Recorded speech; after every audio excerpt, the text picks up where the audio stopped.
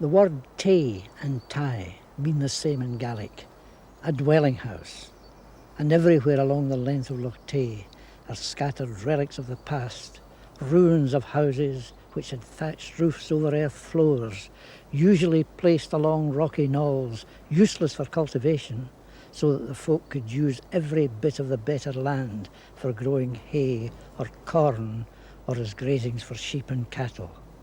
Groups of houses were known as townships, the folk sharing communal tasks and the common grazings.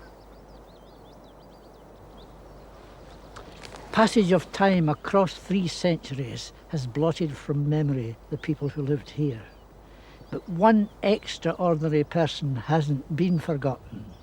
She lived a mile across Loch Tay on the shore under the peak of Ben Lawers. She's remembered for her extraordinary gifts of the second sight.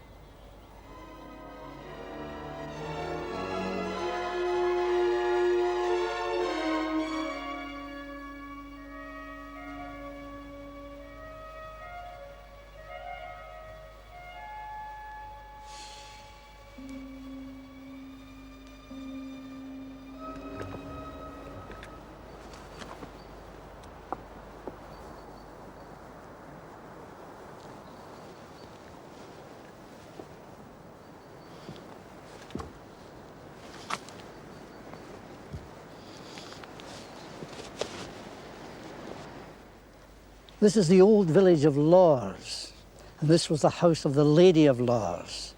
She was an Appin Stewart from the west coast of Scotland, and she came here about 1650. She married a John Campbell of Milton Farm, this farm. She was an extraordinary person, and local folk soon looked to her because of her wisdom and shrewdness. She had the gift of the second sight. And it was proved in one of the earliest things she said. They were building a kirk next to this house. The men were bringing in the stones to put in the ridge of the roof. And she said they would never be laid, and they laughed at her. But during the night, the terrific storm blew up. The stones were swept into the loch, and the stones never went on the roof.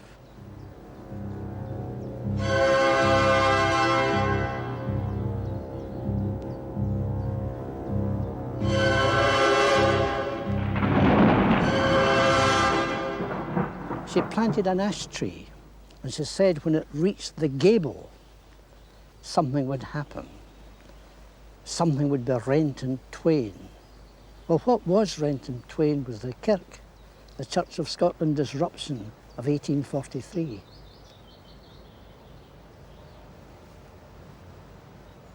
The Lady of Lawers was buried below the ash tree, but before she died, she said that evil would befall anybody who cut it down.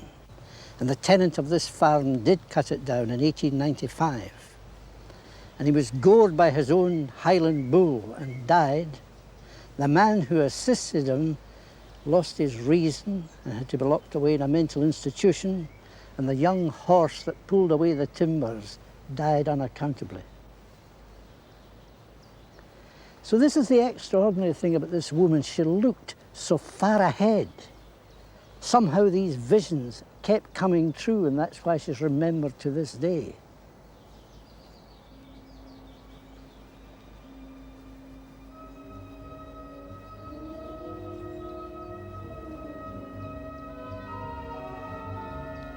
Now, remember, she made the predictions in the 17th century, and here she was predicting into the 18th century that there would be a plough in every field, that there would be a mill in every stream.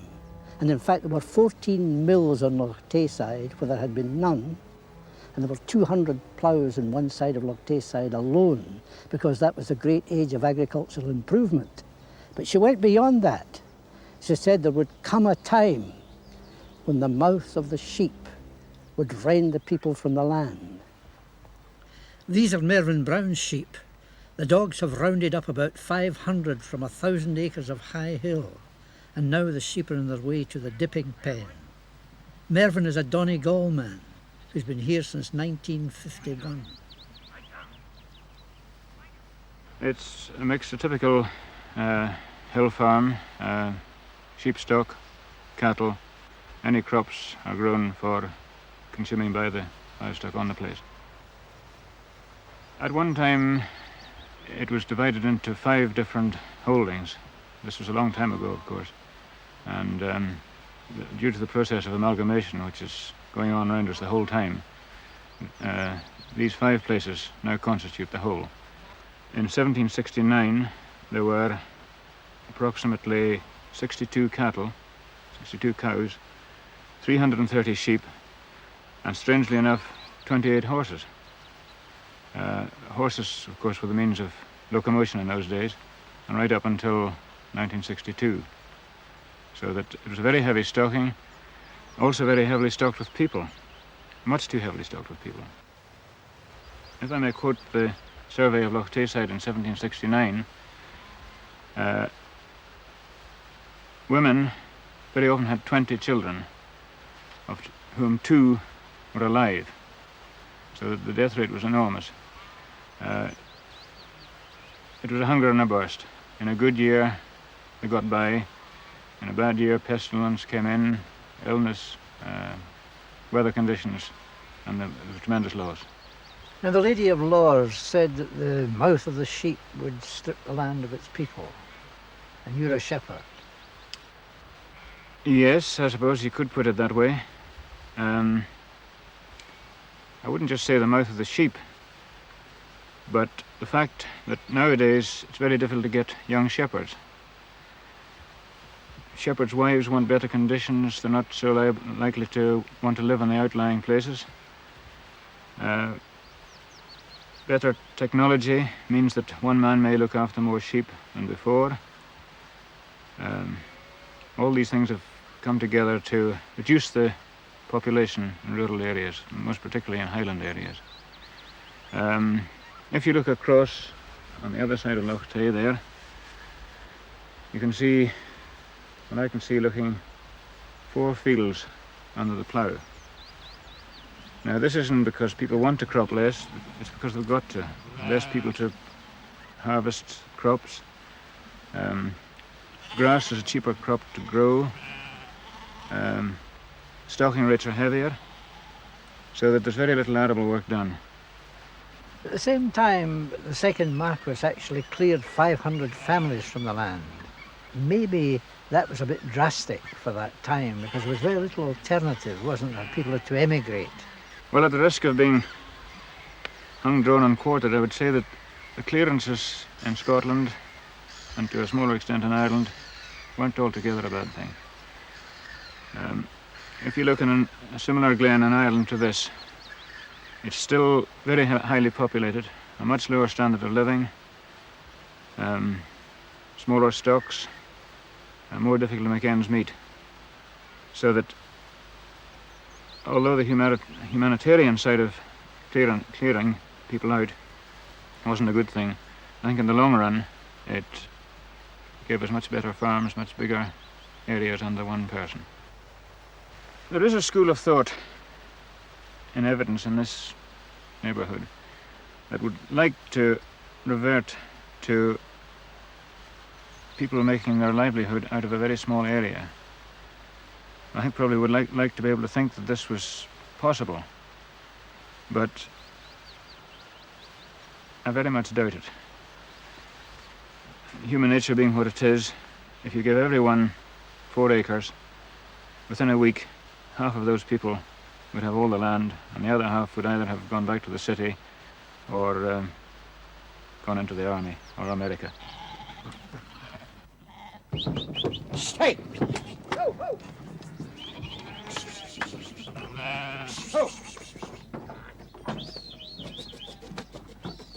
At this time, in midsummer, the chemical dip is to prevent flies whose maggots eat into the skin of the sheep.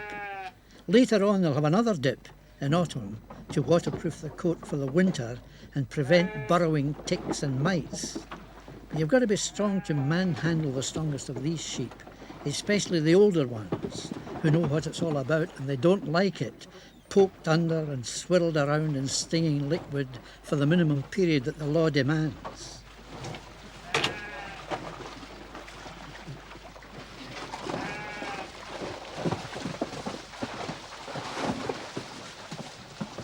They know they're all right when they scamper out and dry off, ready for letting loose on the hill. A dry day like this is perfect, and that's what every shepherd prays for.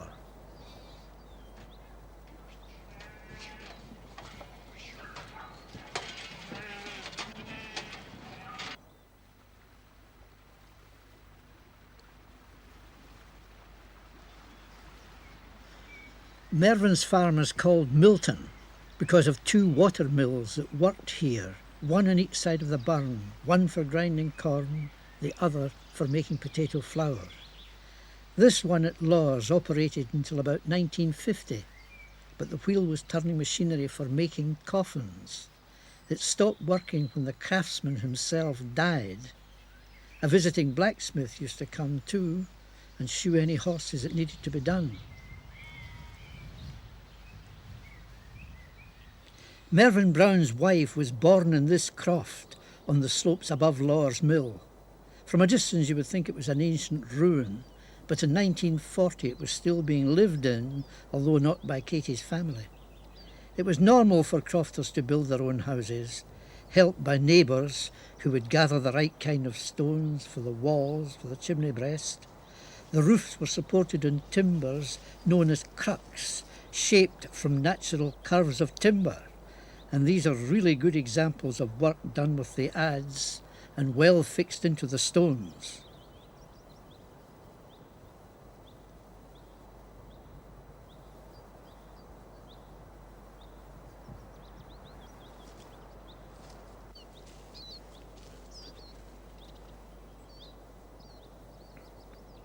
Now the former croftlands are part of a sizable farm, as is the case with the farm that Katie shares with Mervyn. What can she remember of the old days? I think there was 8 crofts from the roadside up to Upper Courtland. It was rather a nice life. Plenty to do, and cows to attend to, and hay to make, and cows to herd. There was no fences round the little crofts, so we herded the cows. Took the cows to summer grazing high up in the hill every morning, and every night had to go up there and gather them back in to be milked. My grandmother spoke Gaelic all the time, but we weren't allowed to speak Gaelic. It wasn't a done thing. We had to speak the King's English, so it was frowned upon to talk in Gaelic. How did the people feel about the Lady of Lawes? Can you remember? Oh, well, all quite feared her. We wouldn't play on her tree or swing on it or go near the church in case we knocked off some stones. So I think all the Lawes people feared her. Still do. For the Campbells of Glenorchy, the Lady of Lawes had a great antipathy and delivered predictions about them which became known as the Curse of the Breadalmans. She forecast they would reach a height of glory, then decline to nothing. And they were at the height of glory when Queen Victoria and Prince Albert were guests at Taymouth Castle in 1842. In 1681, the Lady of Lawes had said the earldom would not descend beyond a grandson in one line. It happened in 1782 and again in 1922 to the next in line. They had expanded from a holding on this island to become the largest landowners in the Highlands, possessing 500,000 acres. This island had been a priory and a nunnery when they got it, with the lands at the port of Tay. Kenmore Bridge was built by monies raised from the revenues of Highland estates that had been forfeited from the clan chiefs for their part in the 1745 Jacobite Rising. The beautifully laid out village is situated where the River Tay emerges from the eastern end of Loch Tay. The hotel was founded by Sir Colin Campbell in 1572 and lies just outside Taymouth Castle gates, which face the kirk, so the dram and religion are comfortably close. The tradesmen who were given the tenancy of the houses in Kenmore Square got them rent-free on condition that they kept them tidy.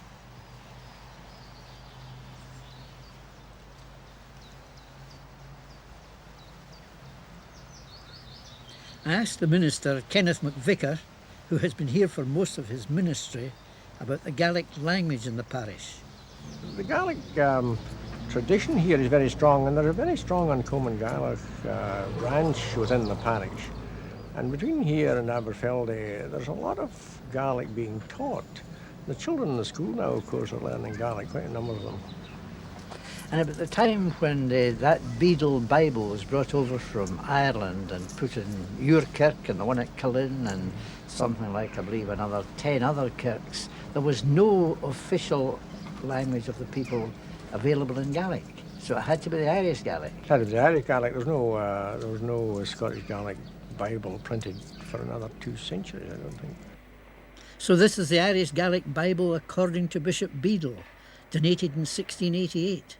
And it was a hard fight to import it, for the attitude of the kirk towards the Gaelic language was unfriendly. They wanted it suppressed in favour of the King's English. In fact, Gaelic's greatest friends were local scholars. Robert Archibald Armstrong was a schoolmaster at Kenmore and made time to produce a Gaelic dictionary. In time, the kirk saw the light. James Stewart of Cullen was given the task of translating the New Testament, and the Scottish Gaelic version was published in Edinburgh in 1767, and it sparked off a religious revival.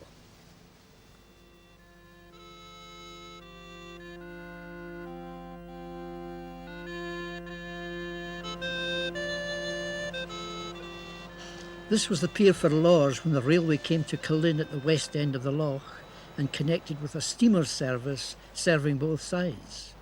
But the last Marquess would never travel in it because of an ominous prediction of the Lady of Lors that a ship driven by smoke will sink in Loch Tay with great loss of life. Well, steamship navigation didn't arrive until the 19th century, 160 years after that prophecy, which has not yet come true. The lady made another prediction that seemed improbable, that there would be a time when the homesteads in Loch Tay would be so far apart that a cock would not hear its neighbour crow. At that time, Loch Tay had such a density of crofters that 1,000 would arrive in their family boats to attend communion at Lors. This wee glen where Hamish McKinnon lives is a good example of changed times and the fall of crofting population. A drove road crosses south from it. Over the hill are peat banks where crofters cut their fuel. Everything a crofter could need is here. You're the last remaining crofter on Loch Tay side. Yes, the very last. Must be a bit lonely now, eh? It is lonely now, yes. Must have been a dozen crofts here at one time. And when one crofter went away, well, there's none come back in their place, like, you know, and they were just left to wreck and ruin, like, because there wasn't really a living in it. But how they did years before that, I don't know. They must have had a hard struggle. Of course, a lot of them used to be Bedalman. This was Bedalman country at one time. Well, they used to work for him, you know, but that would be just maybe working for him just for getting the houses free, like, you know. That was what we do. So it must have been quite a cheery place then. Oh, it was cheery, goodness, yes. You couldn't go anywhere with what you'd see somebody in them days, you know. They used to have the licence and the tail down there, and you'd be getting them quite starting along the road, you know. See, I get the pension off the county, but and then the other pension as well, and with 2 pensions, there's 3 pensions in fact. See? How many years did you work in the county? 27. So for you, crofting's been a part-time thing? Just a part-time, yes. It was here anyway, so I had to do something with it, you know. It's not that I depended on it at all. And you don't think there'll be any following you once you leave this place? Not so. Hamish, with his pensions and motor car and croft and nice wife from the Outer Hebrides, is comfortably happy. But he has one great regret, that he doesn't own his croft after all these years of paying rent. When he goes, it will revert to the owner, probably to be sold as a holiday home.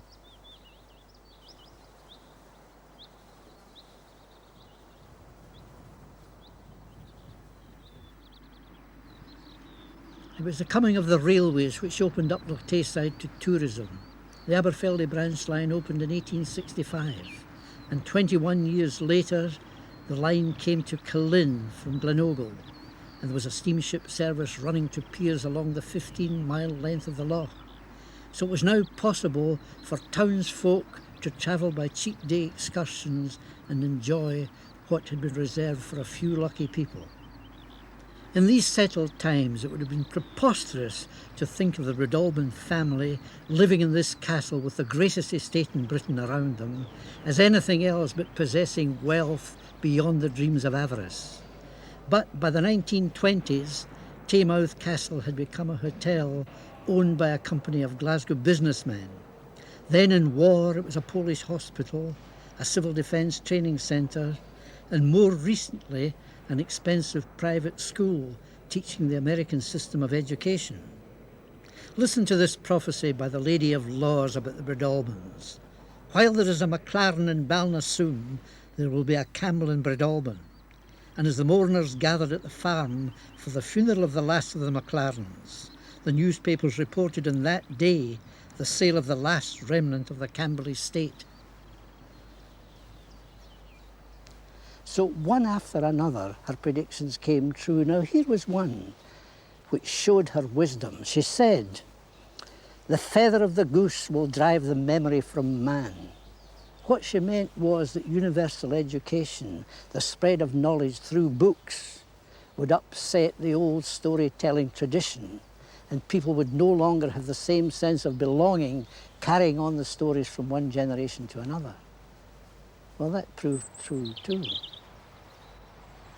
It would have proved even truer but for the work of these Loch Tayside scholars who translated the Bible into Gaelic and who made a Gaelic dictionary to keep the old language alive. In crofting terms, though, more education meant less cultivation because it made clever people less willing to make slaves of themselves. About Ben Lawers, the visionary lady said, "There would come a time when the mountain would be so cold that it will chill and waste the land for 7 miles. It might have seemed far-fetched 3 centuries ago, but it's not out of line with what some scientists are thinking now when they say we're on the edge of another ice age." The sayings of the Lady of Laws were recorded in Gaelic, but handed down by word of mouth from one generation to another. Here's a wee poem that's remembered. "Spend as you get and get as you spend. Save and for whom? Remember death."